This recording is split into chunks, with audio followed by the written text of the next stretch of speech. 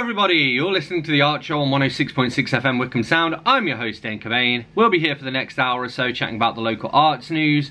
We have a different guest on each week. We head over to the Rhylight Zone for a short story and or some poetry, and we catch up with Twangling Jack Ford over in the Oak Shed for a weekly album review.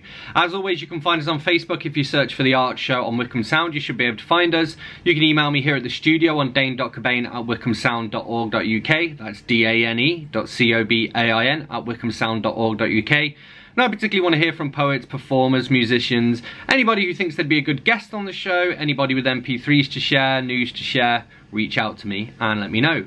We're also repeated on Wycombe Sound on Monday nights. We're on the Wycombe Sound Listen again, and you can find us on iTunes, Spotify, and wherever you get your podcasts. So this week, I say we have a guest each week. This week, our guest is Twangling Jack Ford, because we've got another album review special. He just keeps these album reviews coming, and to be honest, it helps me out a lot when we don't have a guest lined up. So we do have some more guests coming soon, but this week we don't have one. So we have Twangling Jack Ford with a bunch of album reviews. Before that though, we are going to head over to the Rhylight Zone with Say Kevy, who is a YouTuber friend of mine, and this is one of her stories. This is one of the Susie Snowflake stories. I can't remember which one. We might even put them both back to back, we'll see. I hate Christmas. Every year, people put on fake smiles and pretend cheer to celebrate the air getting colder and days getting shorter. What's to like about that? The holiday is just a distraction from how shitty winter really is.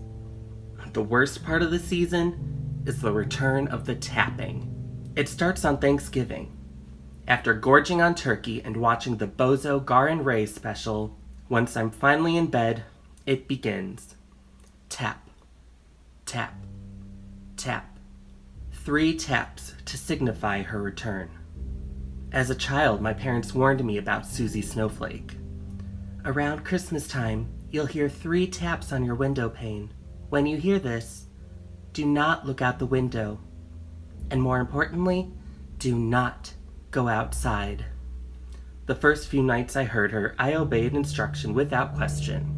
However, after hearing the tap, tap, tap every night, my curiosity almost got the better of me. "Is that you, Susie Snowflake?" I called from my bed. A faint, whistling voice responded, "Please come out and play with me. I haven't long to stay." I got out of bed as quietly as a 5-year-old can, but before I could reach the window, my mom came through the door. She screamed and ran to my window, yanking the curtain shut. I was so frightened of my mother's reaction, I gave up on my curiosity. The tap, tap, tap continued through Christmas Eve, till finally, once Christmas celebrations had subsided, Susie was gone. Several years passed, and each year I did my best to ignore her tapping.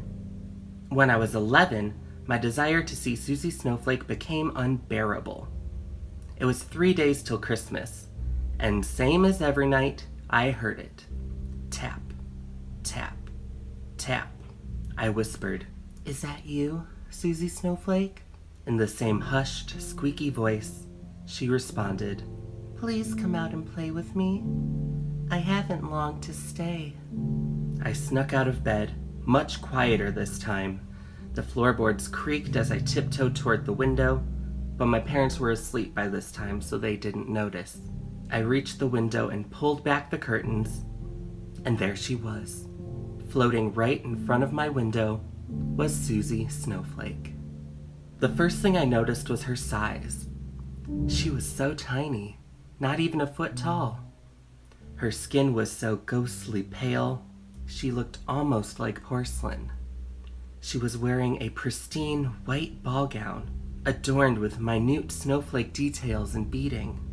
In contrast to the beauty of her garment were what appeared to be glass shards, jutting straight out of her arms and head with sharp, ragged edges.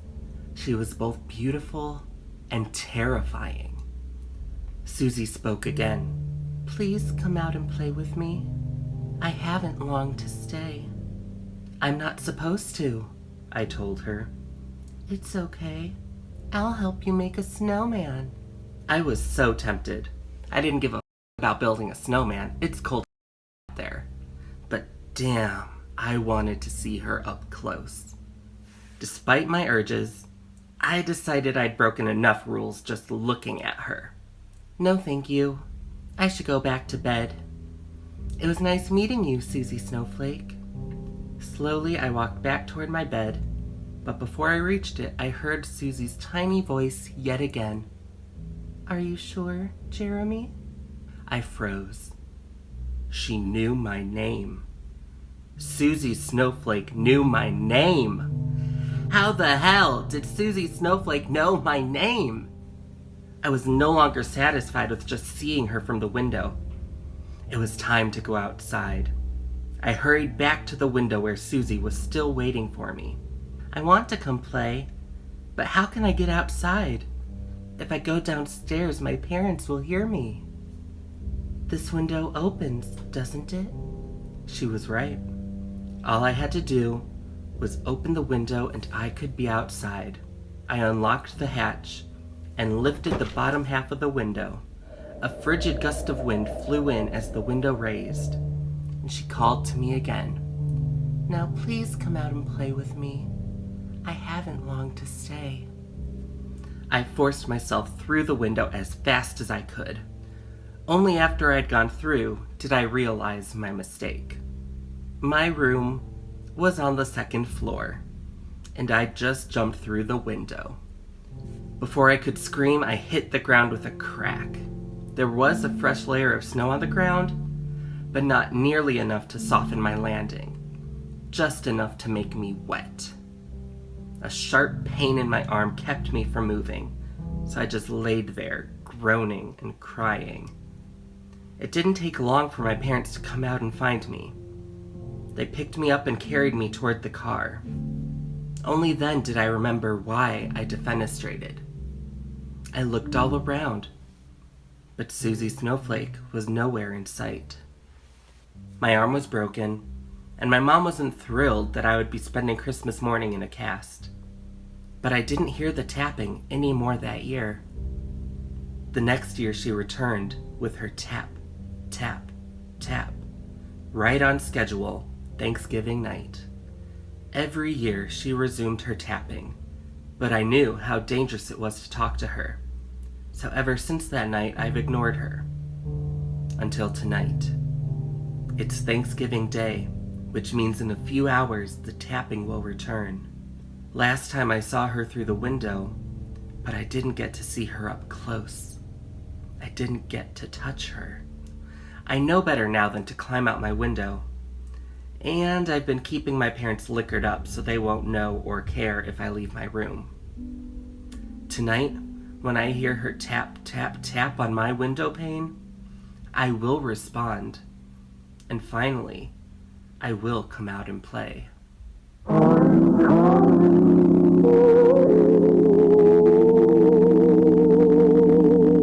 Alright, that was a reading from Say Kevy. You can find her on YouTube by searching for Say, as in C''EST, Kevy, Kevvie. There's lots of cool stuff there. She's also a big Agatha Christie fan as well. Definitely check out her YouTube channel if you're a YouTube kind of person. Lots of cool stuff there. We're going to catch up with Twangling Jack Ford for some album reviews soon, but before that we have some music. This is Meridal by France LL.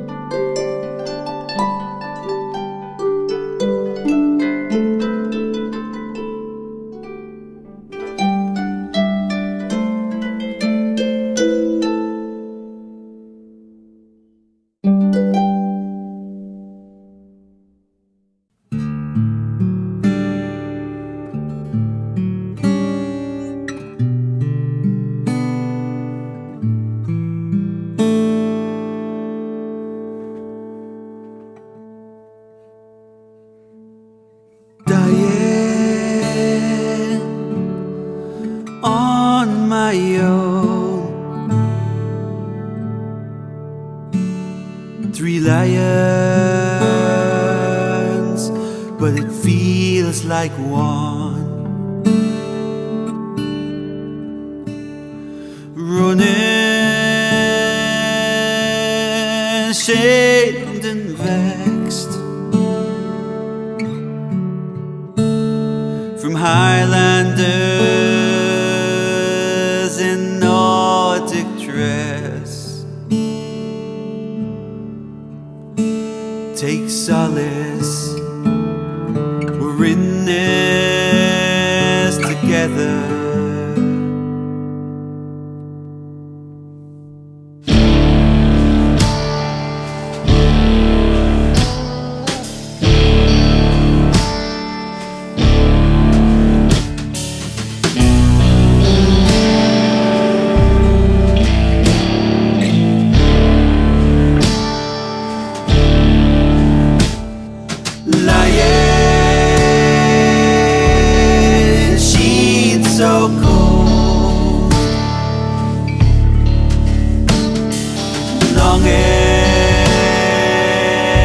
For those days of old,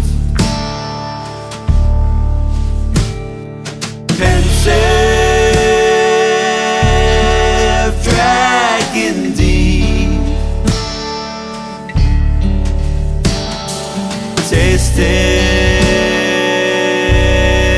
bitter defeats again. Take solace, we're in this together. So far, whoa. Hope lift you up, the kid in the highs. Then you feel like you're drowning, tears in your eyes, under the veil. Apathy rises, and you long for surrounding yourself with the guys. You locked down again.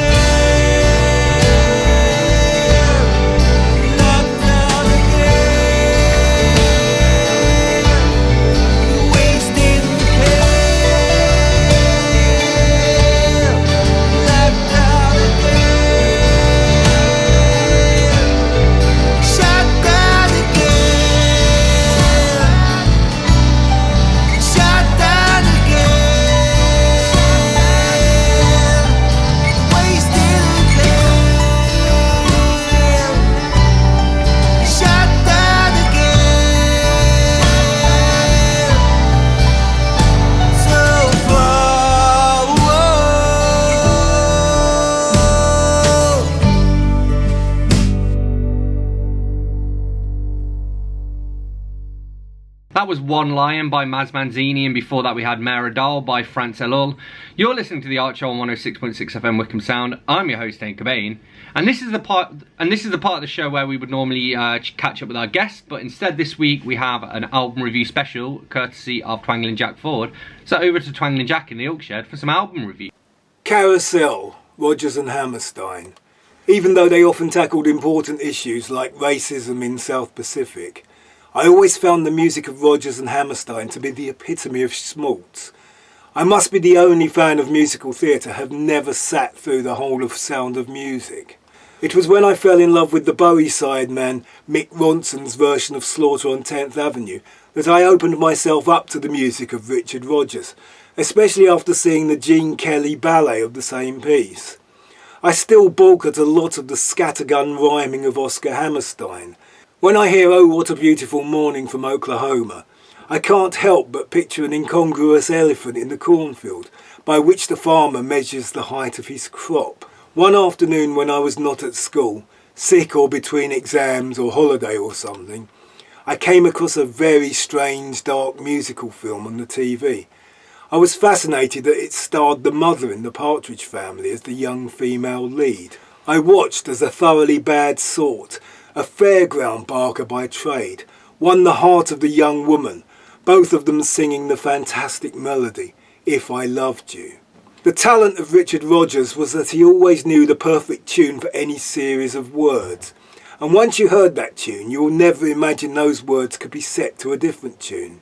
The girl tells the man he is going to be a father, so he sings another gorgeous song, My Boy Bill, which is a celebration of conventional gender stereotypes. He sings how he does not want his son to be a sissy, and if the boy turned out to be a girl, how he would kill if he had to get money for her. And that isn't even the most problematic part of the musical. Then he dies in a botched robbery attempt in breathtaking scenery during a clam bake as June is busting out all over, a veritable fishing tackle bucket of earworms. They sing June is busting out all over. It seems the convention for such things was to sing bustin'. G's are dropped all over the place in the script. They probably thought it was folksy. The elaborate dance sequence must have contained a sailor's hornpike. There was always a sailor's hornpike, even when there were no sailors. Then we see the dead man talking to the starman way up in the sky. He asks to see how his girl is doing. He is shown a ballet dance to a mournful version of the carousel theme.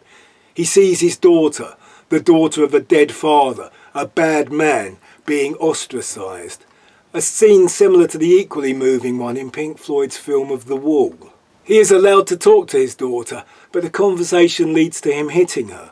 The girl tells the mother what had happened, and the mother asked if it hurt, because sometimes you can be hit and it does not hurt. She knows who the daughter had spoken to and recognised the beating, and that is the problematic bit for today's audience. When I was a London minicab driver, the company I worked for had a contract to pick up staff from the National Theatre. One night after a charity gala performance of Carousel, I was sitting in the stage door area playing games with the faces of the actors and celebs, all waiting for lifts. The conversation seemed to be stuck on who had cried at the graduation scene. Which tough grown man had broke down like a jilted schoolgirl? In the graduation scene, the ghost of the man is standing next to his daughter as they all sing the graduation song. And the graduation song is You'll Never Walk Alone. And the answer was, everyone cried. They always do. Carousel, Rodgers and Hammerstein. Anthony and the Johnsons, I Am a Bird Now. Anthony is now a woman named Anoni. However, one of the things that makes this 2005 album important is that it is about a man who wants to be a woman. Anthony sang that he was a boy child who wanted to grow up to be a beautiful woman. It won a Mercury Prize, which caused a degree of controversy, as Anthony, though born in the UK, was really seen as being an American artist. I became aware of Anthony and the Johnsons because Anthony had worked with Rufus Wainwright and Lou Reed, who both appear on this album along with Boy George and Devendra Banhart. The name of the band sounds like a 50s rock and roll outfit, though the Johnsons are basically a string section who accompanied as Anthony played a grand piano. Anthony had a remarkable high soulful voice that could be quite delicate. Anthony played sweet tinkling piano, but that could all change as Anthony became more animated, hammering on the keys, and the piano became more of a percussive instrument as the singing and music reached a crescendo. It is mostly piano and string, though there is one 60s-ish soul number. The songs are melodic but mournful and heartfelt. Anthony offered an insight into how it feels to be desperate to transition, an insight into an aspect of the human condition that most of us won't ever feel, but we all should try to understand. Anthony was yearning to be a bird girl, because bird girls can fly. Anthony and the Johnsons, I Am a Bird Now. Chuck Berry's greatest hits. If you were someone who played the electric guitar and I told you the key and asked you to do a Chuck Berry, you would almost certainly know exactly what I was asking you to do. The Chuck Berry is an oscillating change between the 5th note on the scale and the 6th note on the scale. Sort of like this. Once we were doing a Chuck Berry to a 3-chord 12-bar progression, at some point one of us would start playing partial chords, double stops and flurries of the 5 notes that would always work with those 3 chords. And it might go like this.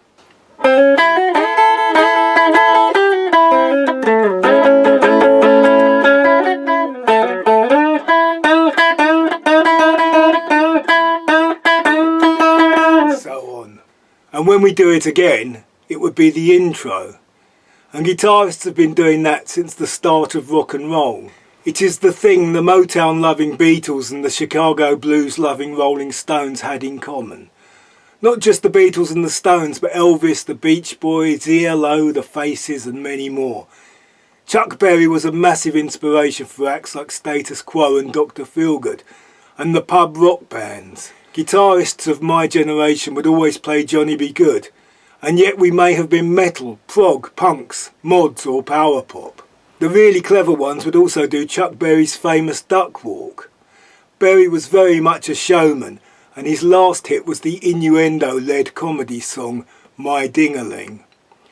Chuck Berry wrote so many popular songs: Rock and Roll Music, Roll Over Beethoven, Sweet Little 16, Maybelline and Promised Land, to name but a few. There was a time when bands of all styles would encore with a rock and roll medley, usually with many Chuck Berry songs included. He was not a white teenager, but he wrote witty lyrics for the Happy Days American Graffiti generation. The frustrated boy with no particular place to go parks the car and recalls, "Can you imagine the way I felt? I couldn't unfasten my safety belt." There is the sad tale of the man trying to get through to a number in Memphis, Tennessee to speak to his 3-year-old daughter. You can picture the teenage wedding in You Never Can Tell, even as your memory drifts towards the scene in Pulp Fiction, but c'est la vie, say the old folks. If you want to play electric guitar and you want to start at the very beginning, listen to some Chuck Berry and learn some Chuck Berry. And you can go to any jam night in any town and guitarists of all ages will let you play the famous riff and give you the nod to attempt the solo, which a beginner could have a go at, but was also not beneath even Hendrix. You might be tempted to turn up the distortion, but Chuck Berry played the guitar like the ringing of bells. The best of Chuck Berry. Elvis Costello, My Aim Is True. Stiff Records had put out the first ever punk single and had a unique style of edgy marketing. So when they put out a single by a young man with an obviously jokey name, who looked like Brains the Thunderbird puppet, people took notice. He had a song called Allison, which appealed to the mainstream so much that it was covered by a big American country rock act. But Elvis Costello was still regarded as part of the new wave. Always ahead of the curve at the time, I had bought his first single, Less Than Zero, which immediately attracted me with its stripped-down sound and nihilistic attitude. It was sung with the venom you'd expect from someone who didn't seem to fit in, even amongst the misfits. The album was recorded using a country rock band called Clover, who later became Huey Lewis and the News. I was always going to talk about Elvis Costello, possibly Armed Forces, his third and most successful album, but then I found a nice gatefold sleeve digipack CD version of his first album at the British Heart Foundation shop in Wickham for only £1.99. It has the 2 songs I mentioned, and it has his next single, the more successful Red Shoes. The CD also has the single that came out after the album and is still played on the radio, Watching the Detectives. Each of these songs have stunning and often amusing lyrics. Watching the Detectives is an example. Then as now, TV crime was big, and Elvis bemoans how his partner is constantly distracted. I don't know how much more of this I can take. She's filing her nails as they're dragging the lake. In retrospect, stylistically, there is nothing particularly punk or new wave about it, apart from the energy and vocal delivery. Never knowingly under-singing seems to be Elvis's motto. It is quite like the R&B, soul and Motown early Beatles. I'd even misremembered the song Blame It on Kane as being early Springsteen. The album came out just past that cut-off that decided which was new wave and which was old guard. I always felt sorry for the losers, those that peaked a bit too soon, like Graham Parker and Eddie and the Hot Rods. In 1977, Elvis Costello was very much like the title of his follow-up album, This Year's Model. My aim is true, Elvis Costello. Sound effects, the Jam. I saw the Jam many times back in the days when they pogoed through the whole set with impossible energy and were the punk Who, just as the Stranglers were the punk Doors, and the version of The Clash I saw at their second ever gig were a revved up punk Stones. Seeing the Jam at the California Ballroom in Dunstable must have been like seeing the Who at the Railway Hotel in Wealdstone. After the initial rush of punk they calmed down a bit and had some hit singles with eloquent lyrics and energetic backing, songs like Going Underground, Eton Rifles and the era-defining Down in the Tube Station at Midnight, the London equivalent of the Specials' Ghost Town. The opening song on the album, Pretty Green, is much in that cynical aggressive mould. However, sound effects saw them moving on from punk into much the same areas as the post-punk bands like the Gang of Four, with an angular jabby sound and a rhythm that has moved away from punk's road drill meets anvil chorus beat and leans a bit more towards funk. This is typified by the hit single Start, which borrows from Taxman by the Beatles but is a bit more sparse.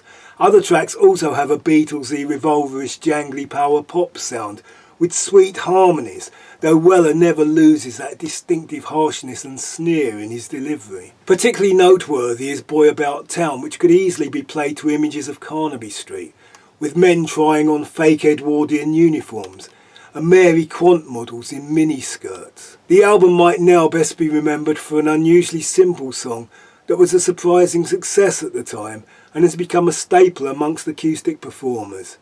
That's Entertainment, which it is. Following this album, Paul Weller got much more into soul, resulting in the Motownish A Town Called Malice, and eventually to him dropping Foxton and Buckler, the bass player and drummer, to form the Style Council. Sound effects, the Jam. Some might say this was their finest hour. You're listening to The Art Show on 106.6 FM Wickham Sound. I'm your host, Dane Cobain. This week we have a Twangling Jack Ford album review special, and this is Black and White by the Rockola Morning Band.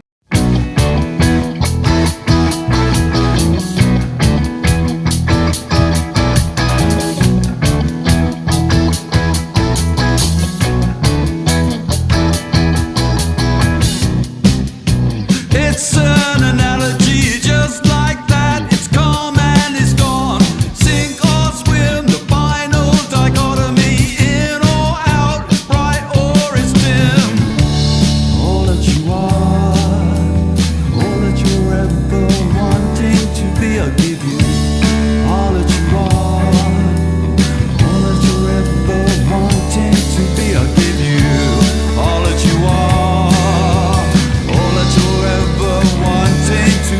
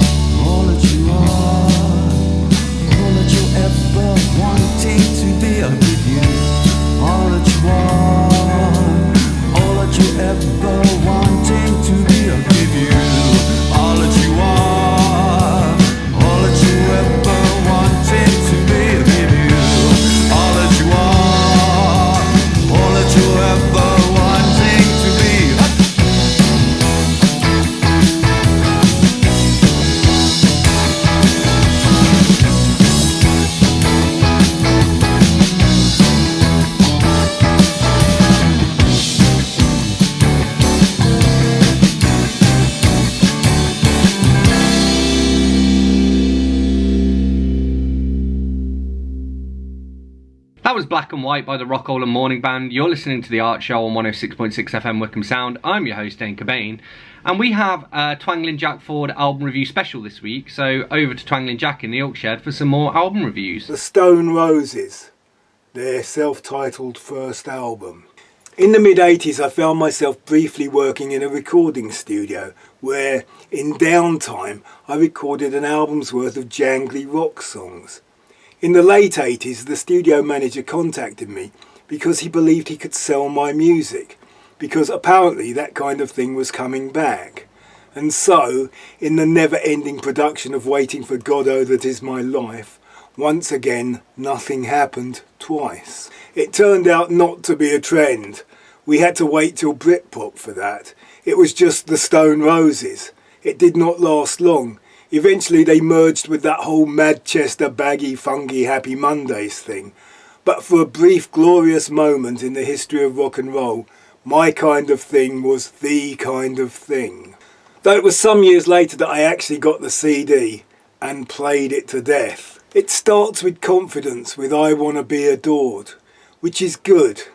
But then, like you are hearing the ghosts of the Searchers, She Bangs the Drums will give you those needles and pins. And when you get to Waterfall, you find yourself showered in great tunes. Through Made of Stone, This Is the One, all the way to the Resurrection. It is just one track short of a perfect album. The song Don't Stop, which is basically Waterfall backwards, would tend to suggest that they fell at the final hurdle. Ian Brown is not much of a singer, but that might be why the record appeals so much to people like me. This is not a lead singer kind of album. By necessity, Brown's vocals sit nicely low in the mix, being carried by Rennie's harmony backing vocals and John Squire's guitars. They came from the same cold, grey, wet town as the Smiths and Joy Division, yet their music is as bright, exuberant and carefree as their paint-splattered artwork. The happiest sound to come out of Manchester since Freddie and the Dreamers, or Hey Carrie Ann. Such greatness would be hard to better, and they never did. But neither have so many others. The Stone Roses. The Stone Roses. Lady Gaga, Born This Way. Stephanie Joanne Angelina Germanotta obviously draws inspiration from a wide area of influences, but I wonder if she particularly has a thing for Slavic music, or if she's just a big fan of Ra Ra Rasputin by Boney M. The way I felt about Lady Gaga when this album came out was similar to the way I felt about her character in A Star Is Born. She should have been doing the big rock numbers, but instead was working on fairly insipid dance music with dancers. However, this album is far from insipid, though almost everything is given a dance beat, for better or worse. This album explores all kinds of genres of dance music and all kinds of genres of non-dance music. There is even a really good country rock song hidden behind extra loud kick drum beats. Before this album came out, I saw her on TV performing Edge of Glory on the piano. To me it sounded almost Springsteen-esque, so I was disappointed that it ended up as another dance number. But it does have Clarence Clemens from the E Street Band on sax. It may just be me, but I hear a lot of Springsteen in Lady Gaga. His struggle of white-collar masculinity and her struggle to break away from style and gender roles. There is an almost punk attitude to the whole album, with distorted synths playing almost like punk guitars. I applauded the whole Born This Way ethos, the way she stands up for the outcasts. There is a song about weaponising hair, making it a visible demonstration of inner identity. As a man in his 60s with a full head of hair, who refuses to be in any way grey, I am fully on board with the whole concept. I would recommend this album over the massively successful first album, which I also have, because this has some great songs that have not been played to death on the radio. Born This Way, Lady Gaga. Moby, Play. The Play album was massive in 1999, just in time for the party. The premise behind it was taking samples of old blues singers that had been collected in the field by archivists and giving them a contemporary backing. I could not see the appeal. Dance music in the 90s had very limited harmonic invention and was basically the All Along the Watchtower chords played as electric piano stabs. And anyway, wasn't the whitening of the blues what had been happening since Elvis? However, the song Porcelain, which was always on the radio, totally hooked me, and I actually bought the album at full price. Porcelain features Moby singing a lead vocal, but this is of little consequence, and is well down in the mix, giving the starring role to some twinkly piano lead lines. The samples used tend to be simple melodies, which he repeats over a shifting chord progression, and many of them work very well, the shift in harmony giving the impression of variations in the sampled voice. The album runs out of steam towards the end when it runs out of soulful bluesy vocal samples, and reverts to dance music instrumentals. The album is very nearly Moby's greatest hits, as so many tracks made the charts, and even more of the tracks were scooped up by advertising agencies. Interestingly, after the success of the album, he was always on TV at the turn of the century, entertainingly performing the songs live with real living blues and soul singers, and coming across as quite a charming and amusing chap. Moby himself played very competent lead guitar. I bought the follow-up album, which had some good songs on it, but the problem was that it was him singing, and it became apparent why he'd used all the old blues samples. Play, Moby. Patti Smith, Horses. The first I heard of Patti Smith was a single with her pretty much just reciting her poetry over a jazzy backing track. Like a 50s beat poet, all hazy smoke, strokey goatees and bongos in the back. I saw Patti Smith on TV and it was entirely different, but it was still poetry, only this time to an energetic garage rock band. It was very theatrical and exciting, but no one was claiming she was a rock star, but rather a performance artist. I did not expect she would make successful records, especially as a large part of her act seemed to be adding her lyrics to existing songs. An example of this is the opening song on Horses, which is Van Morrison's Gloria. Patti adds her own words to the verses, but keeps the chorus.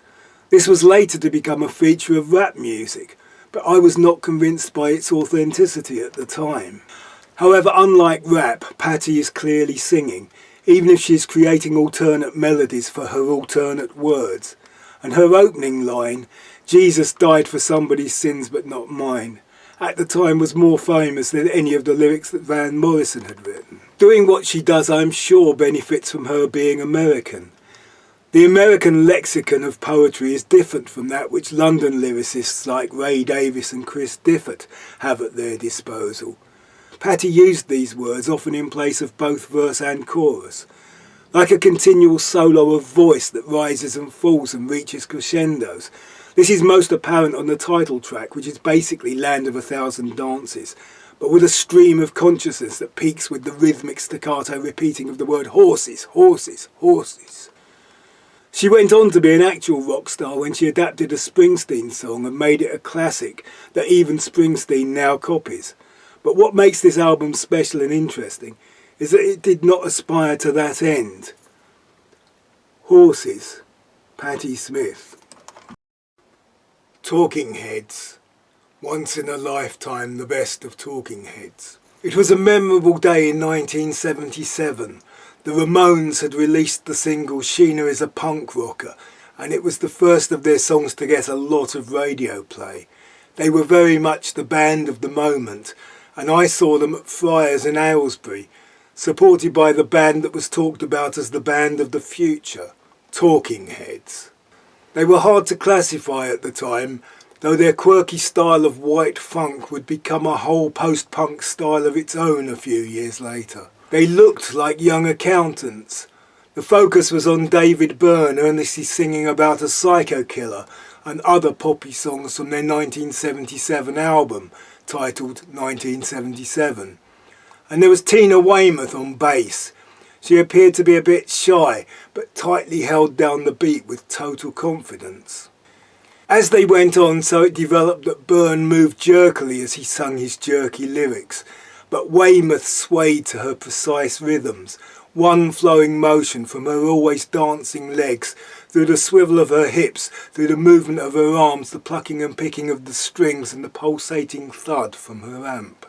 They developed a unique sound which occasionally sounded irresistible. The first instance of this was Once in a Lifetime, which is strange and fascinating, but somehow draws you into its visions of a world you might find yourself in. And once it has you paying attention to the strange narrative over the puzzling chords, you are trapped singing the infectious chorus. And on top of that, there was the video where David Byrne takes jerkiness to the extreme. Choreography was important to their arty alternative rock, and if you watch the Stop Making Sense film or clips of it on YouTube, you will see how rehearsed the movements are. My favourite moment in Stop Making Sense is when David Byrne leaves the stage, so Tina Weymouth can lead the band doing the Tom Tom Club song, The Genius of Love. I am not sure I would want to listen to any one of the Talking Heads albums, but listening to this greatest hits I fell in love with the later singles, which rely less on that sharp-edged funk sound. With a more rock beat you get And She Was and Wild Wild Life, and a military marching beat to lead us down the road to nowhere. There is also a song called Nothing But Flowers, which has an Afro Highlife type beat, and I can't remember if I already knew it, but I definitely like it now. Talking Heads, Once in a Lifetime, the best of Talking Heads. Thank you to Twangling Jack for this week's album reviews. You're listening to The Art Show on 106.6 FM Wickham Sound. I'm your host, Dane Cobain, and this is Esther Hayes with 7 Stars. 7 stars lost their light.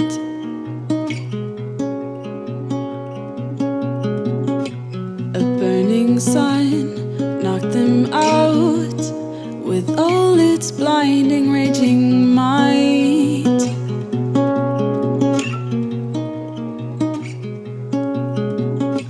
It smashed them apart like a child with a hammer.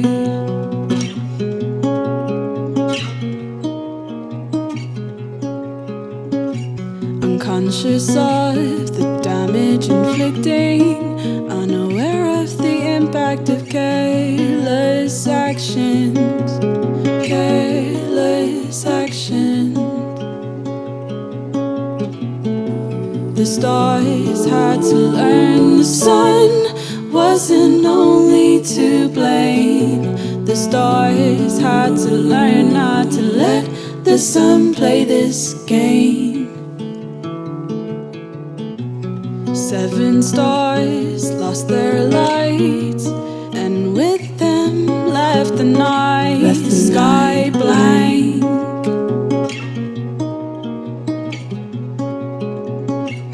Silly stars should have known, should have seen it coming a mile from home.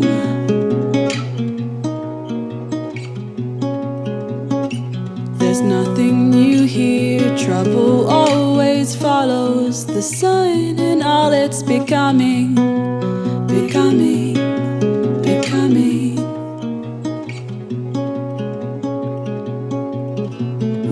The stars had to learn the sun wasn't only to blame. The stars had to learn not to let the sun play this game. You played a game, always leaving me burned. I'm the one to blame for you, I always yearn. I screamed foul play, you smiled and walked away. For you, these things never mattered to you.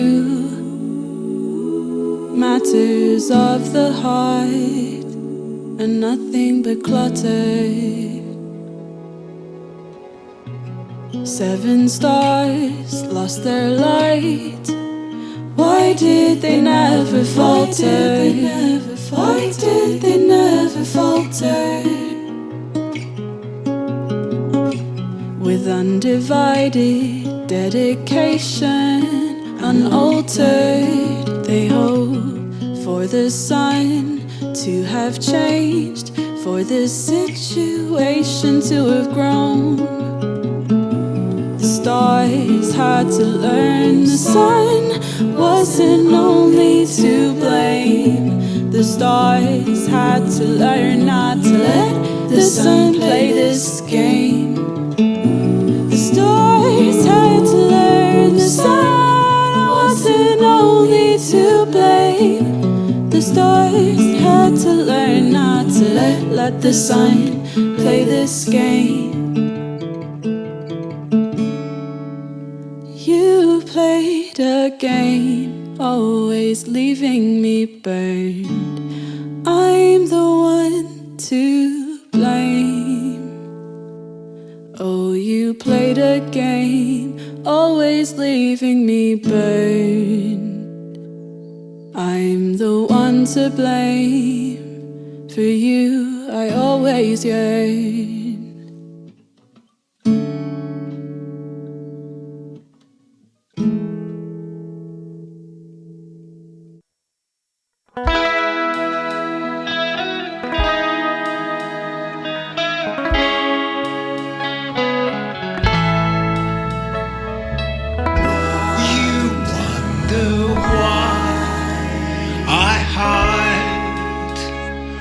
When I'm feeling low,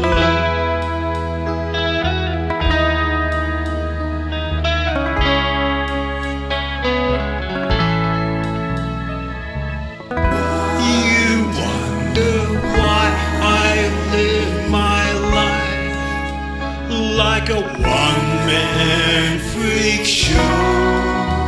I could bring my ball if you'll let me join your team. I could make you laugh so you don't treat me mean. I was always the sort to avoid sport given any excuse. Always feeling out of place with the constant verbal abuse. You wonder why I am so hard to know.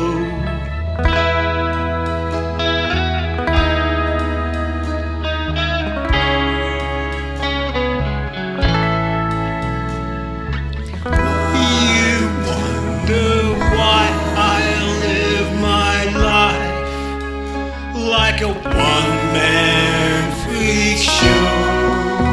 I could play guitar, I could buy a van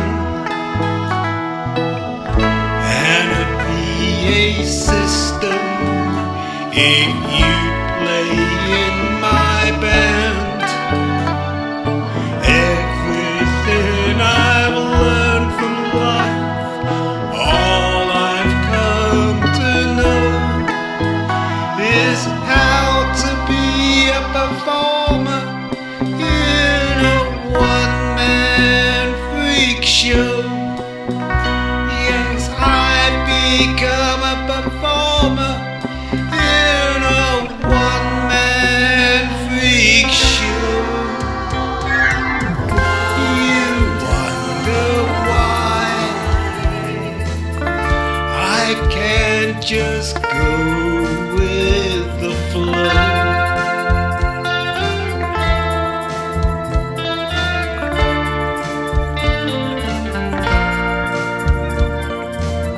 You wonder why I want to stay when you want to go.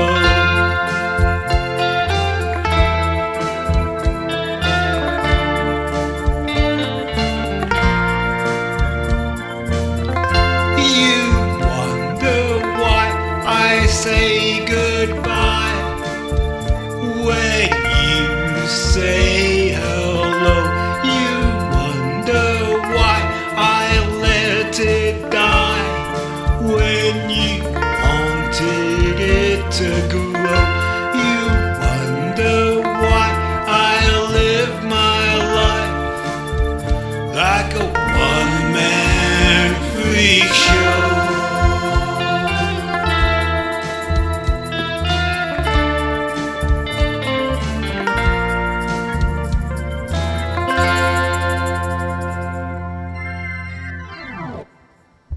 That was One Man Freak Show by the man himself, Twangling Jack Ford. Before that we had 7 Stars by Esther Hayes.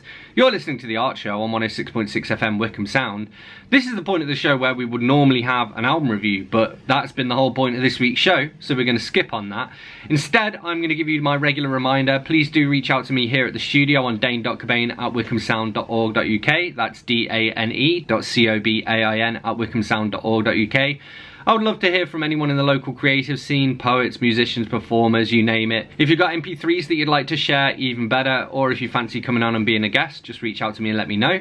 You can also find us on Facebook if you search for The Art Show on Wickham Sound, and we're repeated on Monday nights on Wickham Sound. We're on the Wickham Sound Listen Again, we're on iTunes, Spotify, and all of those good podcasty places. So, thank you as always for tuning in. I'm going to leave you with one last tune. This is Vicky Roy with Adrift. I will see you next week.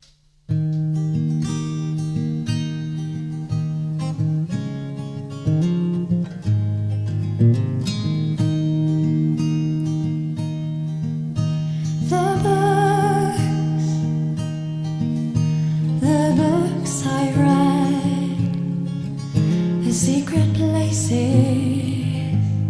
in my head, the words I wanted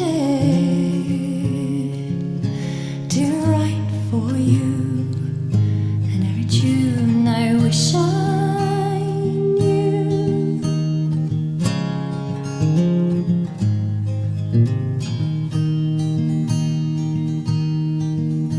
And the time we lose to sleep, the songs, melodies to make us weep, strange chords come at night to haunt you. Clouds blow past, become the shape of you. And where are you? Nowhere to be found. And I adrift and run aground.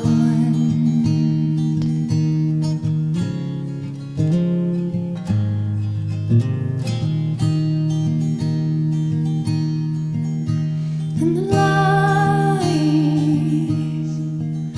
the promises we made, the echoes we relayed, is changing at the tides.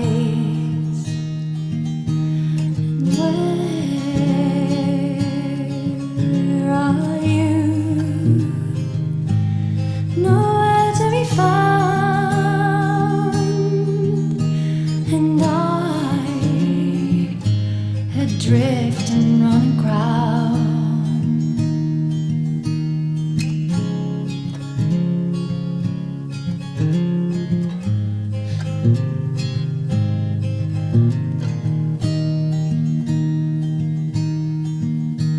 And who